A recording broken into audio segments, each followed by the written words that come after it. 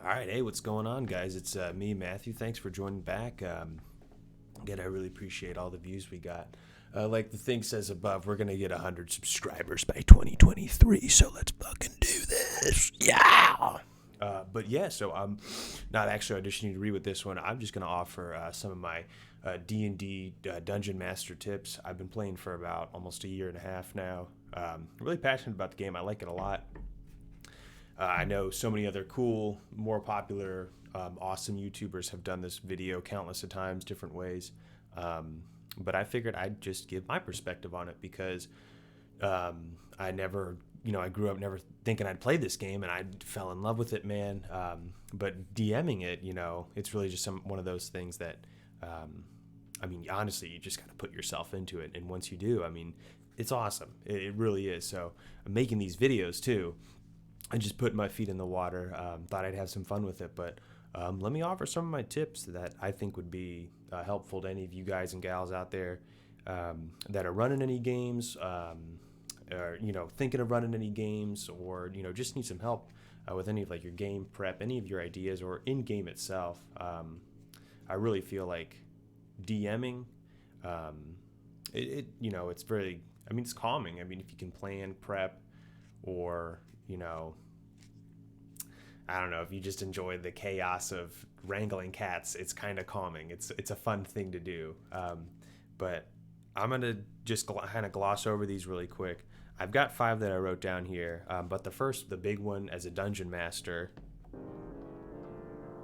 I got music. I'm pretty cool. But the first one, big one as a dungeon master, is just have fun while you're doing it.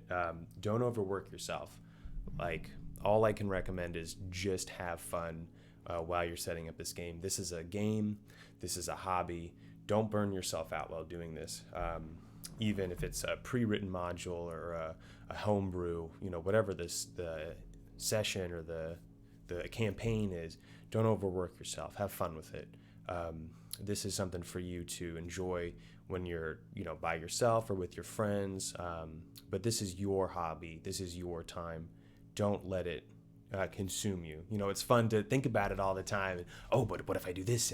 And when I'm making my world, what if they say this and then I do this? It's really fun, but don't let it get to you too much. Don't let it don't overthink it too much either. Just don't overwork yourself, man. It's really fun if you kind of just have fun with it. But I really stress don't put too much prep into a game, because you never know who could cancel, or if the game just it doesn't pick up, or you just don't put too much work into something. That's what I'll say just off the bat, and have fun with it too. That's the big one. The second one is, I would say planning and improv are 2 of your best friends. When you're running a game, as long as you have a shred of planning, just a shred, even like an NPC name, which is rare, but if you have an idea of, hey, this is what they're gonna do, this is who they might see, XYZ, that's perfect. You don't need to think of it as like railroading. Some players even like a railroad. They show up, they just want to get on a quest or an adventure and just have fun with it, and they expect you to have something prepared for them. When everybody alters their schedule to show up to your place or to a specific place, and to hang out together. As a dungeon master, you can't have stress. You definitely can have stressful weeks where you're not able to plan or prep as much. But as long as you come in with just a little prep work, even if you say, hey, I don't have that much planned, but I've got this planned. What would you guys think about that? Get your players in there as well. Give them some, they can give you some ideas too. But planning goes a long way when you're trying to improv on the spot in the game. Because, if you just say, hey, this place, it sells, it's got a lot of gold. Okay, cool. And then build off that, later on if you want to, or then and then, oh yeah, we've got a lot of gold. So there's, guards everywhere. Can't let this stuff get taken. No thieves around. Yeah, we got high alert here. Play off it. But just a little bit of planning goes a long way when it comes to improving.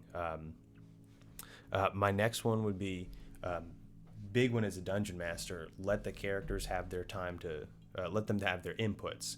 When you dungeon master, you set up the scenario, ask for their inputs, and then take it into account, roll dice if necessary, but then rinse and repeat until 2, 3, 4, 6 hours later go by and you guys are all getting out of the house, and you had a blast. But I mean, it really comes down to ask open-ended questions. Not open-ended. I'm trying to think open-ended question means. This is all one take, by the way. But just ask questions. Don't ask just yes or no questions. Ask, what would you like to do? Hey, did you have enough information there to make a choice? Do you need any more information? I try to keep it to 2 sentences. Keep it simple, stupid. That's what I like to say. But when you offer them, a choice of either going left or right, let them choose. Don't say, oh, well, you're not able to go left because now if they weren't able to go left the whole time, you should have just let them go right.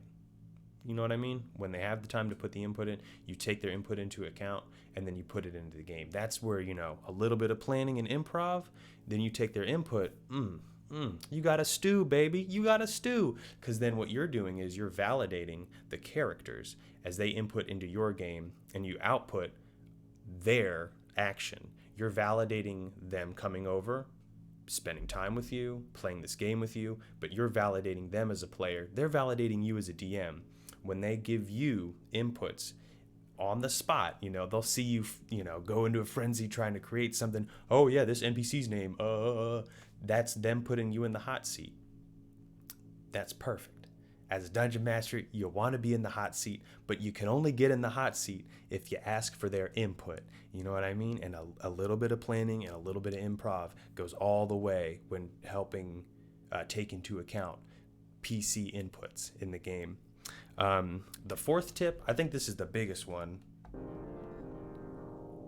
Roll your dice. I'm not saying roll your dice for everything you do, but as a dungeon master, make sure you roll your dice, whether it's some guy, looking at you in the bar, trying to make an insight check, or, somebody's looking at, okay, it all comes down to insight percent. No, I'm just kidding. But roll your dice too. Let the characters roll their dice. I'm a big fan of the clickety clack, munchy crunchy math rocks, and they just decide the fate of the whole world. It's the game, man. Unless you're playing something else, the D20, that's what you guys live by. But if you can, and when you do roll the dice, always make sure, well, not always, but just make sure it's if there is a bad roll, there is a consequence to that action. If it was an action that the PC could have taken care of without rolling a dice, let it be. That's perfect. But if they need to roll the dice, there should be a consequence. There should be a reward, risk to reward right there. And that's the thing as a dungeon master. I sip my terrible, terrible coffee. I don't know about you guys. I just drink coffee straight up. I just drink the beans into my hands. But yeah, for real, when it comes to rolling dice, I just lost where I was. That's why I can't do these things in one take. Oh man, I'm gonna mess up. No, I gotta think. Just roll the dice, okay? Roll the dice, take it into account. But yeah, set the DC. That's where I was getting to. You're the dungeon master, set the DC. If a thief is trying to break into or pickpocket, that's what they're kind of good at. Set the DC, unless it's a really complex, thief heist job. Set the DC, where they could easily hit the mark. If it's something to where NPC or a villain, an enemy, is trying to make the players do a saving throw, up it a little bit if you need to. If you notice that your players are a little bit more, dodging all your fireballs and everything, up it a little bit more. Who cares? You're the dungeon master. There's a page in the book, if I read the books, that says, it's your game, do it. But, don't blow them up, man. Don't make yourself overpowered. But set the DCs to be favorable, favorable. But if it's something that, the PC shouldn't be doing, you can brick wall them, but, you say, hey, you failed. This happened, X, Y, Z. If it's a DC that's in the way of a plot point, anything like that, I'd give it to them, even if they failed it, give it to them after they try again and lower the DC. But I mean, DC is the name of the game. It really is. And dude, all these tips, dude. Who am I? You know, I'm just some guy on the TV screen. Don't listen to me.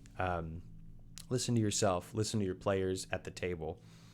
But the last one. This is the last one. And I think as a dungeon master, I think if you do this one as a dungeon master, you're the coolest person. Period. You're the coolest. You're the coolest guy at the table. You're the coolest girl at the table. If you do this last tip, and I'm going to tell you this last tip right now.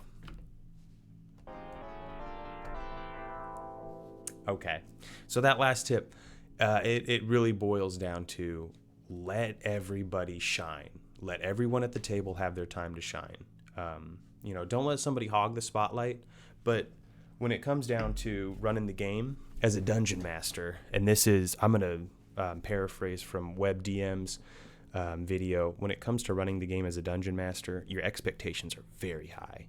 I have to play the world and I have to do the characters and all this. The players' expectations are point blank.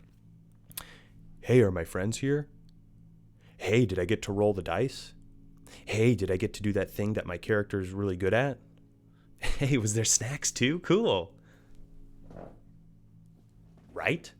Don't overthink it. Don't overthink it, okay? Let the barbarian rage.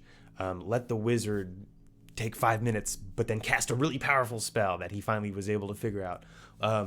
Let the healer cast healing spirit. I know I'm gonna get all the messages in the bot. They're gonna tell me, "What are you doing, man? Healing spirit, awful." But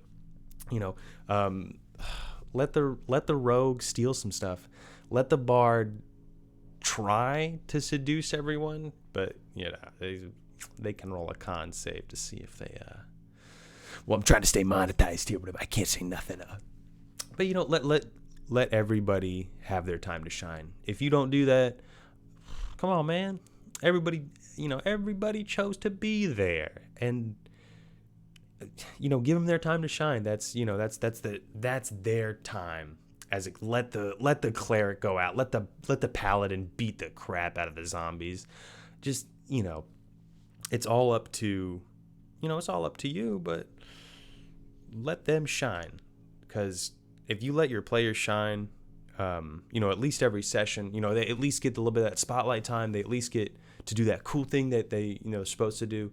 As long as you do that, baby, I swear they're going to come back to the next session and the next one and the next one. Why? Because you have been following my top 5 tips to be one of the greatest DMs. Thank you so much for watching, guys. Probably my next video will be player tips. I rarely get to be a player, but there'll different tips with those ones. But hey, thanks again for watching. I realize we've been going on for way too long. I'm going to play myself out here. And as always, it's been a pleasure talking to you guys. And hey, thank you so much.